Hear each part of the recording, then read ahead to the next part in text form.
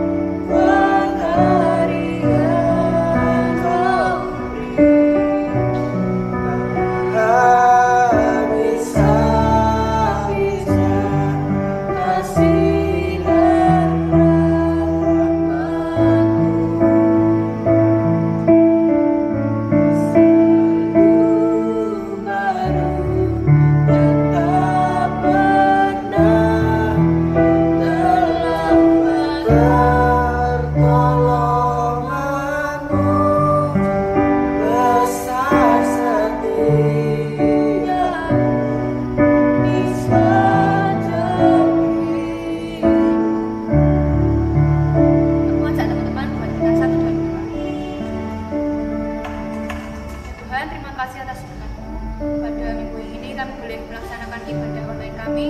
Kiranya Tuhan Yesus yang berkati hati kami satu persatu Tuhan, berkati ibadah ini agar apa yang kami dengarkan firman-Mu boleh seperti firman yang ditabutkan hari ini.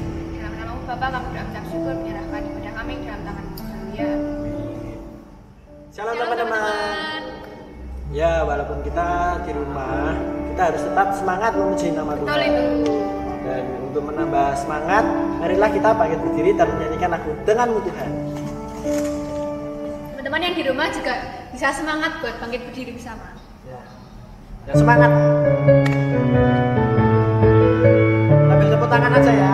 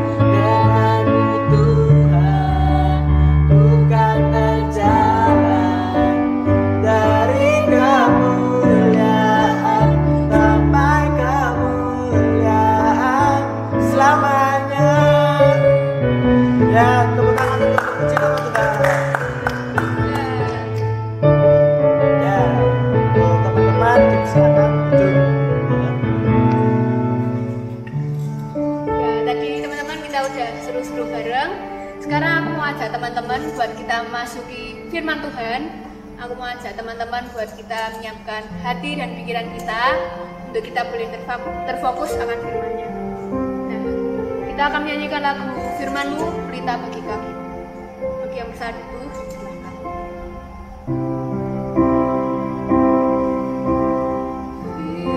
Firman-Mu, berita bagi kakiku, terang bagi jalanku.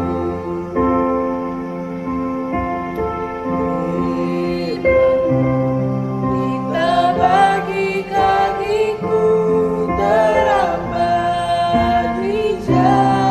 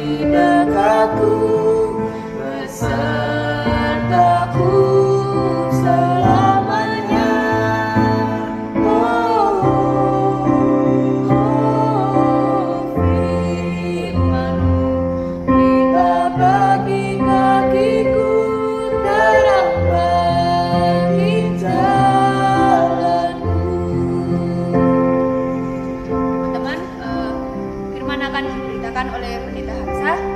Waktu dan tempatnya dipersilakan. Selamat pagi adik-adik sekalian yang dikasih Tuhan. Pada kesempatan ini sebelum kita membaca dan merenungkan firman Tuhan, mari sekali lagi kita tundukkan kepala kita dan kita berdoa.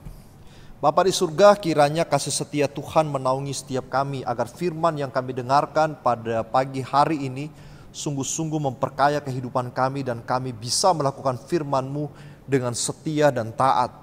Bicaralah Tuhan kepada kami melalui firman Tuhan ini agar kami dikuatkan, dimengertikan dan diperbaharui hidup kami menjadi remaja yang dewasa yang bisa menjadi berkat dimanapun kami berada. Biarlah firman-Mu ini menguatkan kami. Di dalam nama Tuhan Yesus Juru Selamat yang hidup, kami semuanya sudah berdoa. Amin. Adik-adik sekalian, saya mengajak kita bersama-sama membuka firman Tuhan. Kalau ada handphone, ada smartphone di tangan adik-adik sekalian, bisa buka Lukas pasal 19 ayat 1 sampai 10.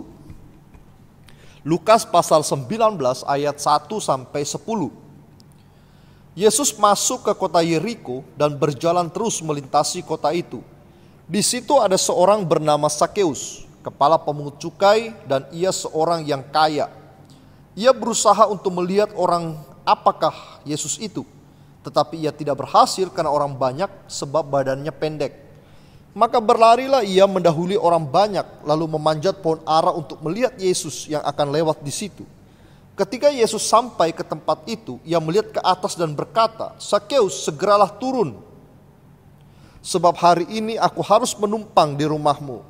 Lalu Sakeus segera turun dan menerima Yesus dengan sukacita. Tetapi semua orang yang melihat hal itu bersungut-sungut katanya, "Ia menumpang di rumah orang berdosa." Tetapi Yesus berdiri dan berkata kepada Tuhan, "Tuhan, setengah dari milikku akan kuberikan kepada orang miskin, dan sekiranya ada sesuatu yang kuperas dari seseorang, akan kukembalikan 4 kali lipat." Kata Yesus kepadanya, "Hari ini telah terjadi keselamatan kepada rumah ini, karena orang ini pun anak Abraham. Sebab anak manusia datang untuk mencari dan menyelamatkan yang hilang." Adik-adik sekalian, saya percaya dan saya yakin bahwa setiap kita kenal atau sering kali mendengarkan nama Sakeus. Sakeus dicatat di dalam Alkitab adalah seorang pria dengan badan yang mungkin gemuk, lalu kemudian dia pemungut cukai, dan dia seorang yang kaya dikatakan di sini. Sebagai tambahan ada satu lagi bahwa dia adalah seorang pemimpin daripada pemungut cukai. Pekerjaan pemungut cukai ini adalah pekerjaan yang tidak disukai oleh orang-orang Yahudi pada saat itu. Karena pemungut cukai itu identik dengan anjingnya Romawi atau pelayan Romawi, musuh daripada orang Yahudi. Nah, ketika mereka sudah mengumpulkan pajak itu, lalu kemudian mereka menyerahkan ke Romawi. Namun banyak dari antara mereka juga mengambil sedikit uang yang mereka pajakin, lalu mereka memasukkan di dalam perbendaharaan harta mereka. Mereka bukan sekedar pemungut cukai, tetapi mereka juga bisa dikatakan sebagai pencuri. Orang-orang Yahudi tidak senang dengan mereka. Orang-orang Yahudi benci sekali dengan pemungut cukai. Bahkan orang Farisi, ahli Taurat mengatakan mereka adalah orang-orang berdosa yang mengambil bukan menjadi milik mereka. Dan ketika adik-adik sekalian Yesus masuk ke kota Yeriko dan berjalan melintasi kota Yeriko, Alkitab mencatat, di situ kemudian Sakeus mendengarkan bahwa ada Yesus yang akan lewat. Lalu kemudian dia tertarik. Yesus itu seperti apakah? Yesus itu seperti bagaimana? Dan lain sebagainya. Kenapa? Karena Yesus itu sudah terkenal di mana-mana. Di mana ada Yesus, di situ ada mujizat. Di mana ada Yesus, di situ ada pengajaran-pengajaran yang berbeda dengan ahli Taurat dengan orang Farisi.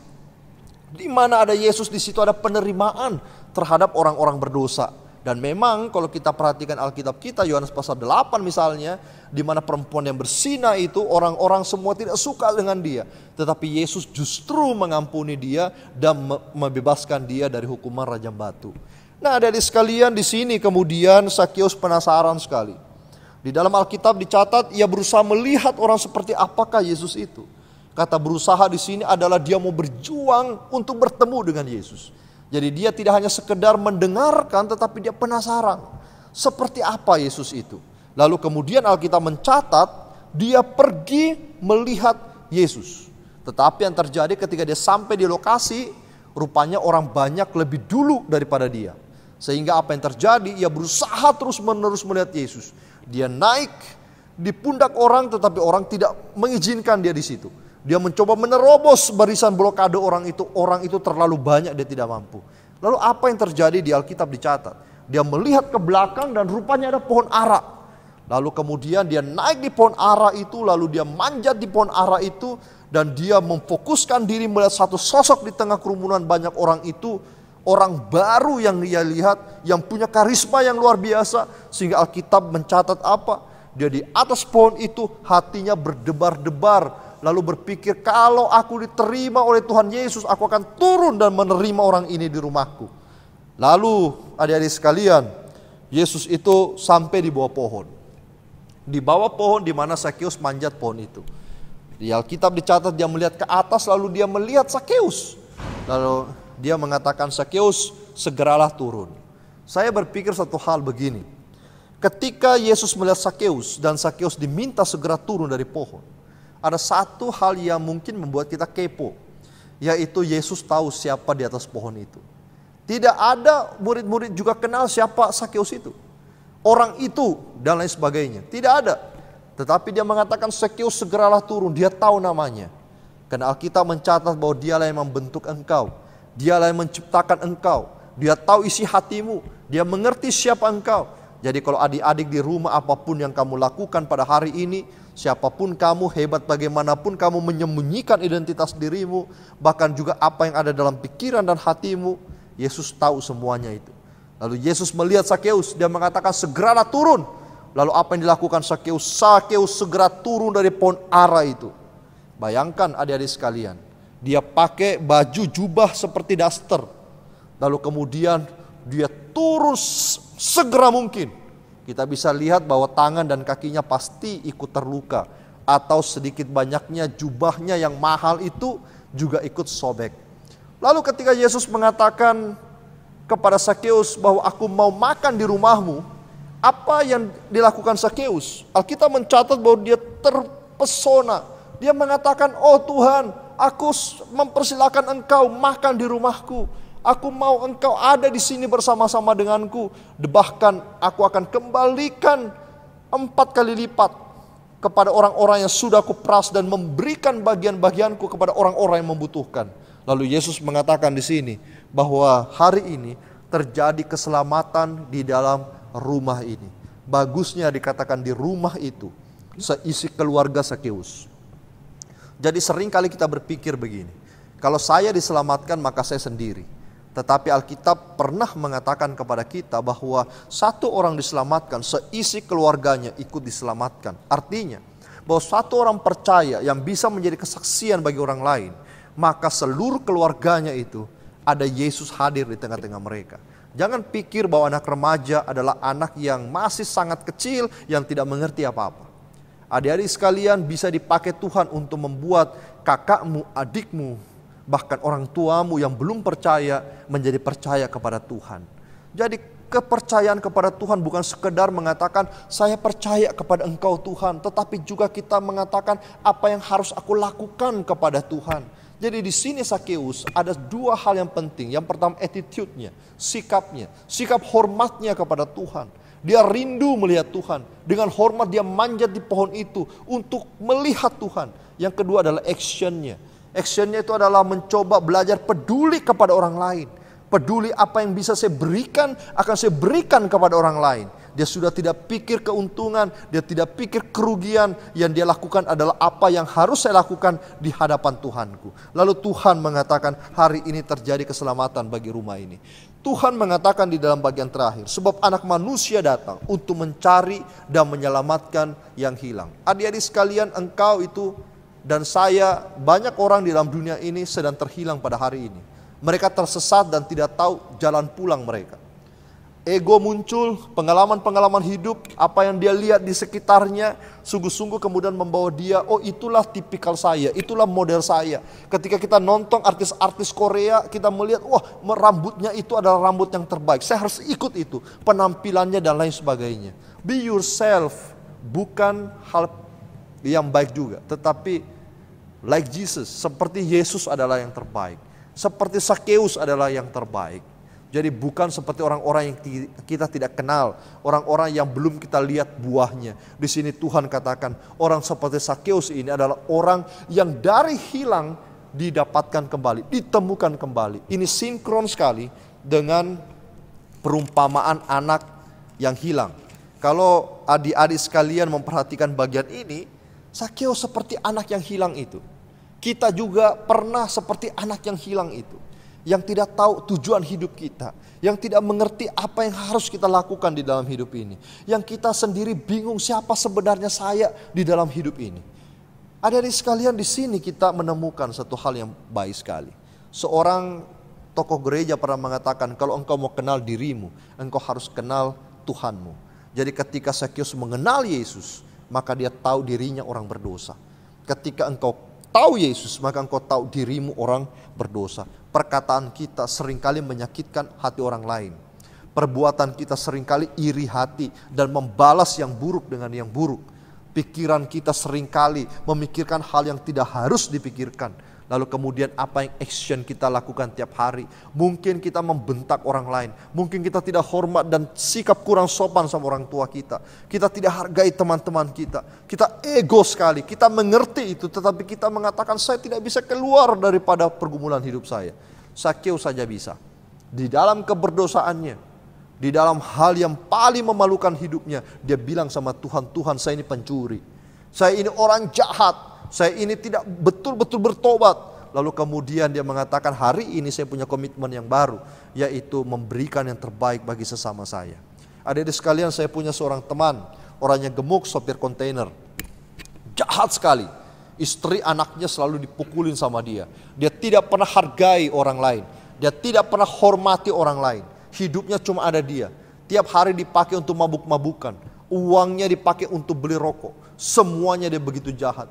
Lalu suatu kali dia mengisi bahan bakar di SPBU. Lalu tidak sengaja dia melihat ke langit. Di langit itu dia melihat wajah Yesus sedang menunjuk dia dengan amarah di wajahnya. Apa yang terjadi? Yang terjadi dia begitu takut luar biasa. Dia pulang ke rumah dengan gemetaran. Dia ngomong sama istrinya dan istrinya berkata, mungkin engkau lihat Yesus. Lalu dia mengatakan, tidak mungkin. Malam hari itu dia tidur. Begitu dia tidur dia bermimpi. Tuhan Yesus datang sama dia. Tuhan Yesus mengatakan, hari ini aku datang kepadamu untuk memanggil engkau bertobat. Keesokan harinya dia bangun, dia mengatakan kepada istrinya lagi, saya melihat sosok yang sama di dalam mimpi saya. Istrinya mengatakan, mungkin itu Yesus. Bagaimana tipikalnya? Dia mengatakan seperti di gambar itu, di rumah kita. Itu Yesus. Cepat percaya sama dia. Dia pikir apa? Dia pikir itu kebetulan. Itu mimpi yang kebetulan. Dia tidur lagi pada malam harinya. Mimpi yang sama datang sama dia. Cahaya kemuliaan itu kemudian menampilkan wajah Yesus. Dan Yesus mengatakan, kembalilah kepadaku. Maka pada waktu dia bangun, dia berkata kepada istrinya, hari ini saya mau bertobat. Hari ini saya tahu saya dijamah. Hari ini saya mengerti bahwa saya anak yang hilang, yang perlu kembali. Dan ketika dia sungguh-sungguh bertobat, satu keluarga itu merasakan damai sejahtera yang luar biasa. Bukan cuma orang besar, tetapi ada anak-anak yang bertobat, anak remaja yang bertobat. Banyak anak sekolah minggu pun banyak yang bertobat. Banyak hamba-hamba Tuhan mulai dari remaja. Dia menyerahkan hidupnya kepada Tuhan. Dia mau belajar bagaimana saya bisa melayani Tuhan dengan kesungguhan hati saya. Tujuan Tuhan datang untuk mencari dan menyelamatkan engkau dan saya. Tetapi apa yang terjadi? Yang terjadi ketika Yesus mau makan di rumah Sakeus. Banyak di antara mereka yang berkata, dia mau menumpang di rumah orang yang berdosa. Waktu kita hidup benar di hadapan Tuhan, adik-adik, akan banyak suara-suara di sekitar kita mengatakan, ya ini mah bertobat, ini tobat palsu. Mungkin hal-hal lain, dia mengatakan kita tidak mungkin bertobat, kita pura-pura dan segala macam. Sakeus menghiraukan semua suara itu. Yesus menghiraukan semua suara itu. Karena yang paling penting adalah hatiku dan hatimu di hadapan Tuhan. Dan Tuhan membutuhkan hatimu dan hatiku, bukan suara-suara orang di sekitar kita. Kita melihat apa yang kita bisa pelajari dari kisah Sakeus ini. Tidak banyak sebenarnya, tetapi satu hal yang pokok sekali, yaitu dia mau kembali karena dia menyadari bahwa setiap manusia harus kembali di dalam Tuhan.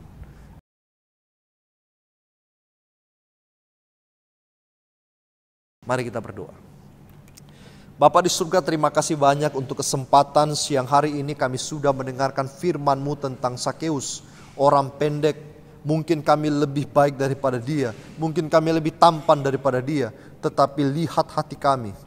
Apakah lebih baik daripada Sakeus atau tidak? Kalau tidak lebih baik, jadikan kami punya hati seperti hatinya.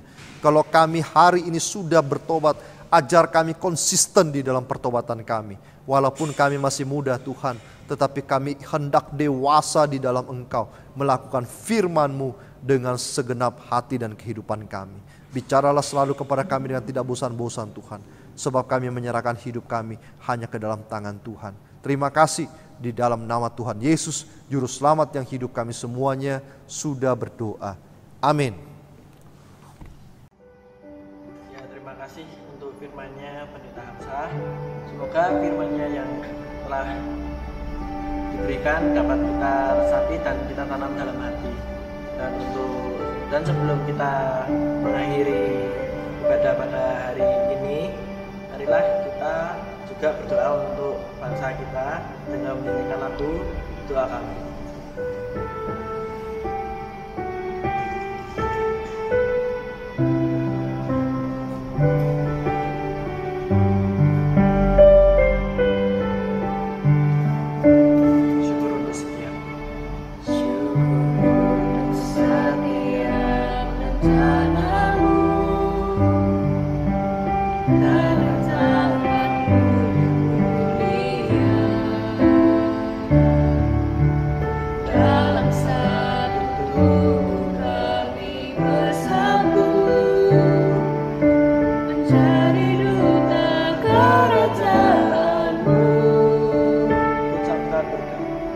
Ucapkan